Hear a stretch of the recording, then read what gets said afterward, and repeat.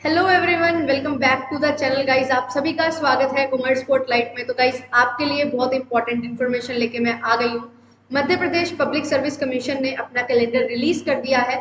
Assistant professor के examination dates यहाँ पे रिलीज हो चुके हैं और इस बार कुछ अलग चीज हमें देखने को मिली है कि इस बार जो आपके एग्जामिनेशन है वो डिफरेंट फेजेस में होने वाले हैं और डिफरेंट डिफरेंट एग्जामिनेशंस के लिए अलग अलग डेट्स हैं जो दी गई हैं और इन डेट्स में काफी ज्यादा टाइम गैप भी है जो आपको देखने को मिलेगा।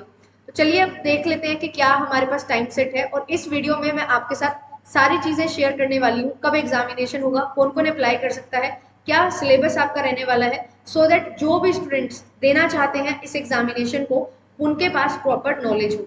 ठीक है, प्रॉपर इन्फॉर्मेशन आपके पास हो। तो चलिए देखते हैं। सबसे पहले तो हम ये देख लेते हैं कि कब हमारा एग्जामिनेशन होने वाला है। तो जैसा कि यहाँ पे आप देख पा रहे होंगे कि 3 डिफरेंट डेट्स हमें दी गई हैं। आप देख पा रहे हो सीरियल नंबर 5 में यहाँ पे आपको दिया हुआ है कि डिफरेंट 7 सब्जेक्ट्स जो हैं उनका एग्जामिनेशन होगा 28 जनवरी को 2024 में। एंड फिर इसके बाद यहाँ पे आप देख सकते हैं डिफरेंट 9 सब्जेक्ट्स दिए गए हैं जिनका एग्जामिनेशन 26 मई को होने वाला है। और उसके बाद डिफरेंट 20 जो एग्जामिनेशन हैं, 20 डिफरेंट पेपर्स हैं, उनका जो एग्जामिनेशन होने वाला है वो 17 नवंबर 2024 को, मतलब एक साल से भी ज्यादा समय हमारे पास है। तो इतना सारा टाइम गैप देना, ठीक है, तो बहुत अलग चीज यहाँ पे इस बार हमें देखने को मिली है। बट अब हमारे लिए ये जरूरी है कि जिन भी एस्पिरेंट्स का एग्जामिनेशन होने वाला है जनवरी में उनके पास अब ज्यादा समय नहीं है। तो आपको अच्छे से लग जाना है अपनी तैयारी में। और यहाँ पे वनस्पति कोड 17, वाणिज्य कॉमर्स कोड 21, अर्थशास्त्र मतलब कि economics code 23, English code 24, Hindi code 28, maths code 33 and Sanskrit code 44, ये डिफरेंट सब्जेक्ट्स हैं जिनका एग्जामिनेशन होने वाला है।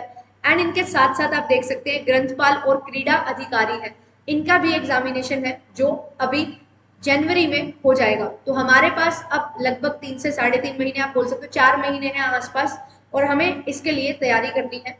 ठीक है, और जो भी डिफरेंट सब्जेक्ट्स हैं, बाकी जो 9 सब्जेक्ट्स हैं उनका एग्जामिनेशन 26 मई को होने वाला है, जिनमें रसायन, भूगोल, इतिहास, गृह विज्ञान, विधि, भौतिक शास्त्र, राजनीतिक शास्त्र, समाज शास्त्र और प्राणी शास्त्र शामिल हैं। ठीक है, और फिर इसके बाद बाकी 20 सब्जेक्ट्स और हैं। तो ये एक ऐसे सब्जेक्ट्स हैं जिसमें बहुत कम ऑडियंस रहती है, तो उनके जो यहाँ पे सब्जेक्ट्स हैं वो यहाँ पे दिए गए हैं विद देयर कोड्स। तो आप देख सकते हैं बाकी जो भी एग्जामिनेशन है वो 17 नवंबर को होने वाले हैं। तो अब एक चीज यहाँ पे हम देख पा रहे हैं कि बहुत ज्यादा टाइम गैप यहाँ पे है। तो जितना ज्यादा आपके पास समय है उतना ही आपको और अच्छे से पढ़ाई करनी है। ठीक है, हमारे पास टाइम बहुत ज्यादा है। जो एग्जामिनेशन मई में होने वाले हैं, नवंबर में होने वाले हैं, उनके लिए तो बहुत ही ज्यादा समय यहाँ पे दिया गया है। चलिए एनीवेज, इस चीज पे हम कंट्रोल नहीं कर सकते, बट जिनका भी पेपर अभी जनवरी में है उनके लिए एक अच्छी न्यूज है कि आपके पास कम समय है। बेशक अब 4 महीने हैं, इनको अच्छे से पढ़िए, अच्छे से लगन के साथ, और फिर अपना एग्जामिनेशन क्रैक करके अपना असिस्टेंट प्रोफेसर बनने का जो आपका ड्रीम है वो आप पूरा कर सकते हैं। तो अच्छा टाइम है। अब डिस्कस कर लेते हैं कि कब तक आप ये फॉर्म को फिल कर सकते हैं। ठीक है, तो मैं आपको यहाँ पे शो कर देती हूँ।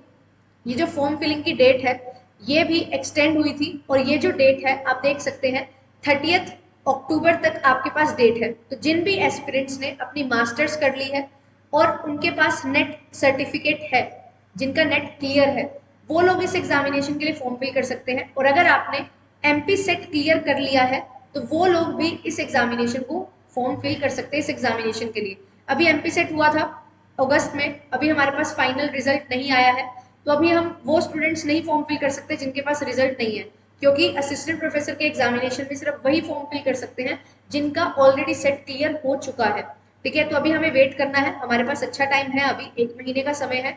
आप फॉर्म फिल कर सकते हैं, अभी रिजल्ट आने वाला है, तो उसके बाद अगर आपका क्लियर हो जाता है तो आप फॉर्म फिल कर सकते हैं। ठीक है, तो ये चीजें हैं ये कि आप कब तक फॉर्म फिल कर सकते हो, ये चीज इंपॉर्टेंट है।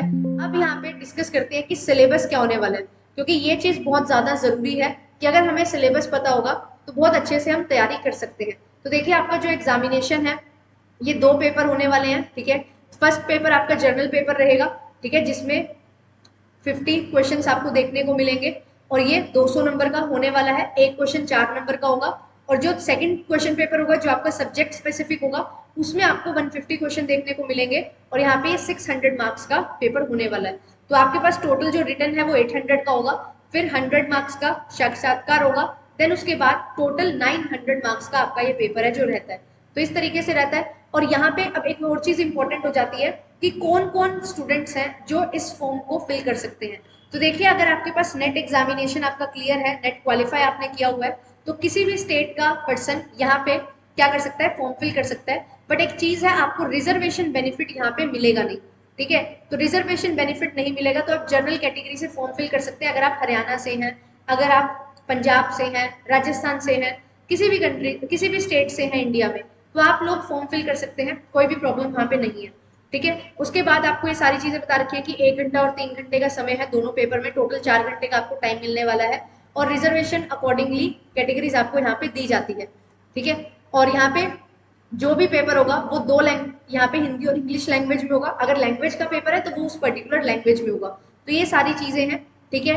यहाँ पे आपको क्या चीजें ध्यान में रखनी है कि आपका जो पेपर होगा वो ऑफलाइन होने वाला है, ठीक है। आप जो भी आपको डिटेल्स चाहिए आप ऑफिशियल वेबसाइट पे विजिट करके ले सकते हैं। अब हम आ जाते हैं सीधा हमारी इंपॉर्टेंट चीज जो है कि सिलेबस क्या होने वाला है, क्योंकि सिलेबस के बिना इस एग्जामिनेशन का कोई मतलब नहीं है, तो सिलेबस हमें पता होना चाहिए। तो सबसे पहले तो हमारे पास ये पता है कि जो जनरल पेपर है वहाँ पे जो मध्य प्रदेश है उससे रिलेटेड उसकी संस्कृति, कल्चर, ठीक है, साहित्य, इतिहास, हिस्ट्री वगैरह होगा। फिर मध्य प्रदेश की ज्योग्राफी आएगी, फिर पॉलिटी और इकोनॉमिक्स पूछी जाएगी मध्य प्रदेश की। देन उसके बाद जो अंतरराष्ट्रीय, राष्ट्रीय और मध्य प्रदेश की महत्वपूर्ण समस्या घटनाएं हैं वो सारी चीजें आपसे पूछी जाएंगी। और इन्हीं चीजों से रिलेटेड जो आईसीटी है उससे भी रिलेटेड क्वेश्चन आपसे पूछे जाने वाले हैं। तो आप देख सकते हो, हिस्ट्री, कल्चर और लिटरेचर पूछा जाता है, ज्योग्राफी पूछी जाती है, पॉलिटी और इकोनॉमी पूछी जाती है, करंट इवेंट्स पूछे जाते हैं नेशनल इंटरनेशनल लेवल पे और एमपी स्टेट में, और इन्फॉर्मेशन एंड कम्युनिकेशन टेक्नोलॉजी का यहाँ पे बहुत ज्यादा इंपॉर्टेंट रोल है। फिर इसके बाद ये जनरल पेपर की बात है जहां से आपका 50 क्वेश्चंस आने वाले हैं।